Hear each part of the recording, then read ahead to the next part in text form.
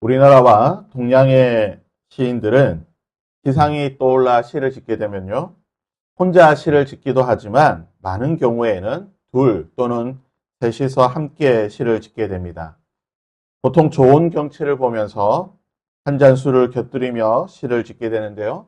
이런 표현들이 있습니다. 한 잔 술에 시 한 술을 짓고 그것에 화답하여 또한 다른 사람이 또 한 잔 술에 또 한 수의 시를 짓고 주거니 받거니 술잔을 주고받으면서 시를 짓는 것이 동양의 문화였습니다.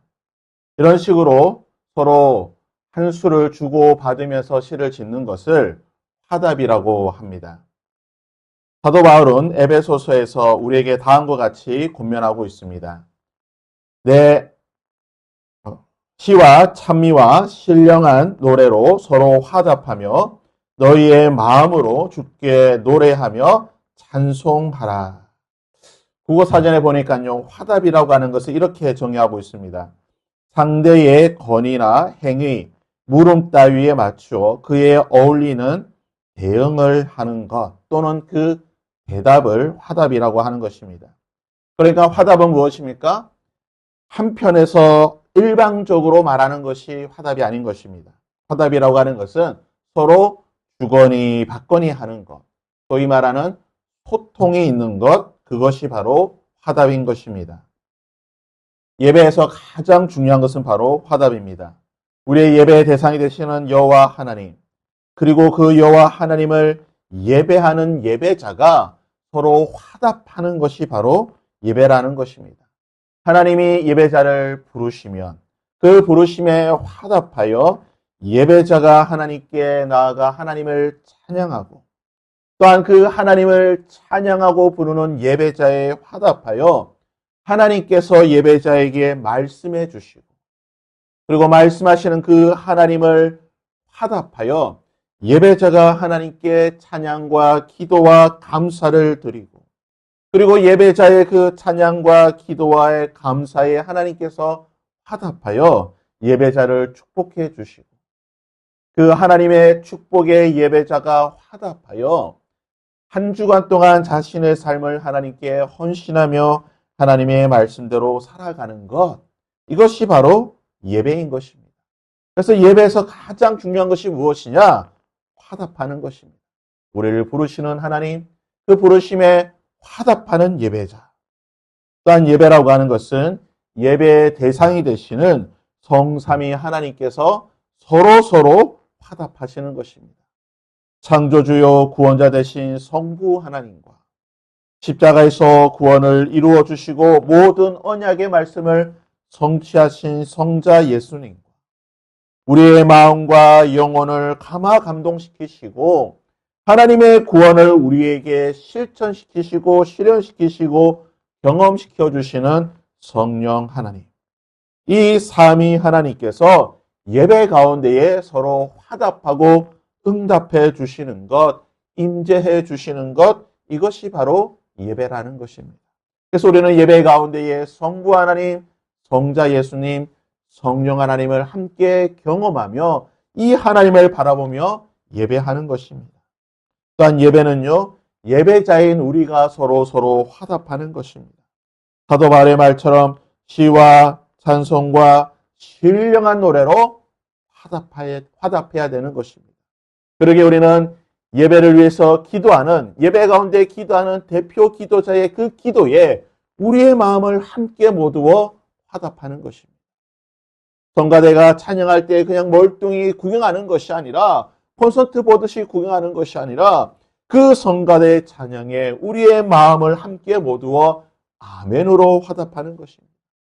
설교자의 설교를 그냥 가만히 듣고 있는 것이 아니라 설교자가 일방적으로 주입하는 그 말씀이 아니라 설교자의 그 설교를 듣고 하나님께 마음으로 화답하며 기도하며 반응하며 나아가는 것, 이것이 바로 우리가 하나님 앞에 화답하는 예배인 것입니다. 그러기에 화답이라고 하는 것은요, 우리 신앙의 가장 중요한 신앙의 믿음의 표현인 것입니다. 그리고 이것을 다시 한번 확인시켜 주는 것이 바로 오늘 본문의 말씀입니다. 1절에서 15절까지 보시게 되면요, 하나님께서 주실 그 가나안 땅에서 농사를 짓고 수확을 하게 되었을 때에 어떻게 하나님께 감사를 해야 되는가? 이것에 대한 말씀을 기록하고 있습니다. 성경에서는요, 감사하는 방법을 항상 똑같이 말하고 있습니다. 우선 하나님께서 주신 것이 우리 삶에 풍성한 것이든 또는 적절하게 알맞은 것이든 때로는 그것이 부족한 것이든 나에게 하나님께서 허락해 주신 것이 있다고 한다면 그것을 하나님께 감사해야 되는 것입니다. 10절까지의 말씀을 보면요. 감사할 재물을 가지고 하나님께 나아가 하나님께 감사를 드려야 된다고 말하고 있습니다. 그런데 중요한 것은 그 감사를 드릴 때에 하나님께 드리는 그 감사에 대한, 즉 하나님께서 우리에게 주신 것, 우리에게 무언가를 베풀어 주실 때에 그것을 감사하여 하나님께 화답할 때에 어떻게 화답해야 되는가? 나의 화답의 모습, 하나님께 감사드리는 그 화답의 모습이 어떠해야 되는가?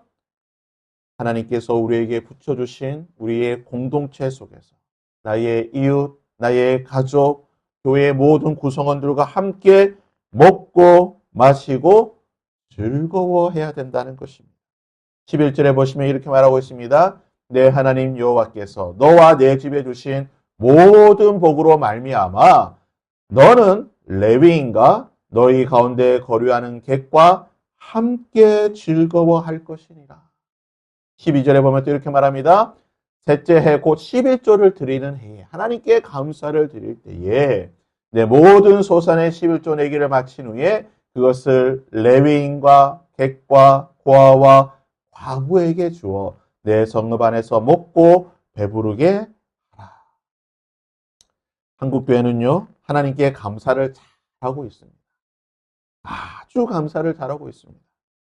하나님께 매주 나와 감사의 헌금을 드리고 또한 감사의 헌금을 드릴 때에 감사의 제목을 써서 하나님께 올려드리고 감사의 제목이 생길 때마다 하나님께 감사합니다라고 감사를 잘하고 있습니다.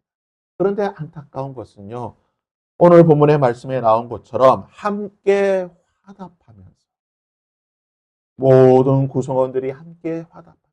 하나님께서 나에게 주신 이 공동체 속에서 나의 가족과 나의 지인과 오늘 본문의 말씀은요, 교회 공동체뿐만 아니라 나의 일상에 속해 있는 그 공동체 속에서 함께 하나님을 찬양하며 예배하며 감사할 수 있어야 된다는 것입니다. 함께 화답하는 것이 나 혼자만 감사하는 것이 아니라 나의 가족이 함께 하나님께 감사하고 내가 속해 있는 공동체의 구성원이 함께 하나님을 찬양하고 기뻐하고 감사하는 것, 이것이 참된 화답의 감사라고 성경은 가르쳐주고 있는 것입니다. 또한 화답이요, 우리 신앙에 얼마나 중요한 것인지를 본문의 말씀은 이렇게 말하고 있습니다. 16절에서 19절 말씀해 보시면요, 우리 믿음에 대해서 하나님께서 화답해 주실 것이고 그 화답에 대해서 우리는 다시 하나님께 반응하며 나아가야 된다고 말하고 있습니다. 17절과 18절 말씀에 보면 이렇게 말합니다.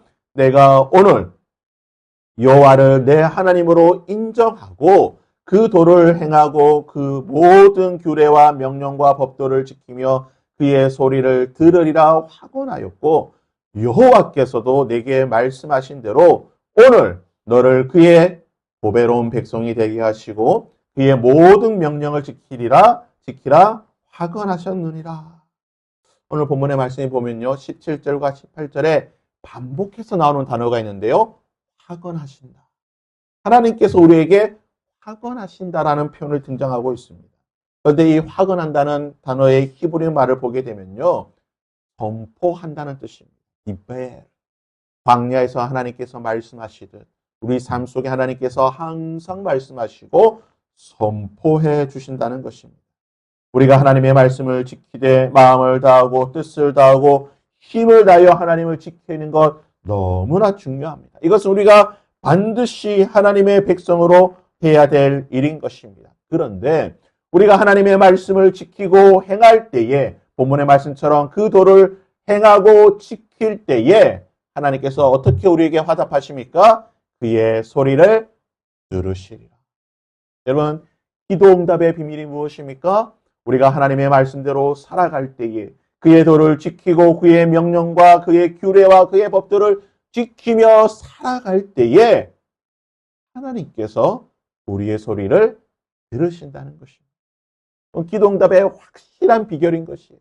우리가 그냥 앉아서 그냥 24시간 금식 기도한다고 우리의 기도를 들으시는 것이 아니라 우리가 하나님의 말씀대로 살아갈 때, 그의 규례와 명령을 지키며 살아갈 때에 하나님께서 우리의 기도를 들어주신다는 것입니다. 또 뭐라고 말하고 있습니까? 18절에 여호와께서도 내게 말씀하신 대로 오늘 너를 그의 보배로운 백성이 되게 하실 것이다.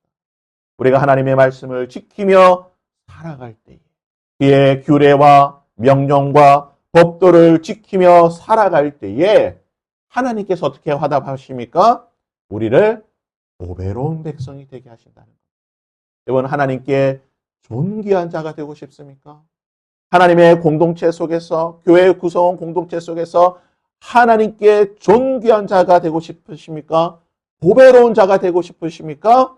하나님의 말씀을 지키며 살아갈 때, 그의 규례와 명령과 법도를 지킬 때에 하나님께서 우리를 보배로운 백성이 되게 하신다는 것입니다. 사무엘상 2장 30절에서는 하나님께서 이렇게 말씀하셨습니다. 나를 존중히 여기는 자를 내가 존중히 여기고 나를 멸시하는 자를 내가 경멸하리라.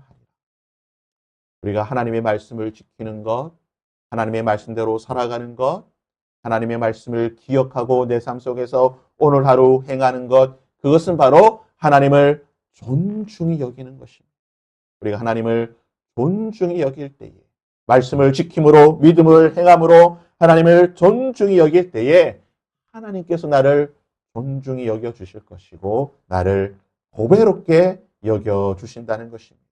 우리의 믿음의 삶에 대해 하나님께서 보배롭게 여겨주심으로, 존중히 여겨주심으로 우리에게 화답해 주신다는 것입니다. 사랑하는 여러분, 오늘 우리의 삶이 하나님께 화답하는 아름다운 멋진 화물을 이루는 그러한 삶이 될 수 있기를 바랍니다. 우리가 하나님의 말씀대로 살아가며 하나님 앞에 기도할 때, 오늘 한날 우리가 하나님의 말씀을 지켜 행하며 하나님께 기도할 때에 하나님께서 우리의 소리를 들으시는 것으로 화답해 주시는 복이 있기를 바랍니다.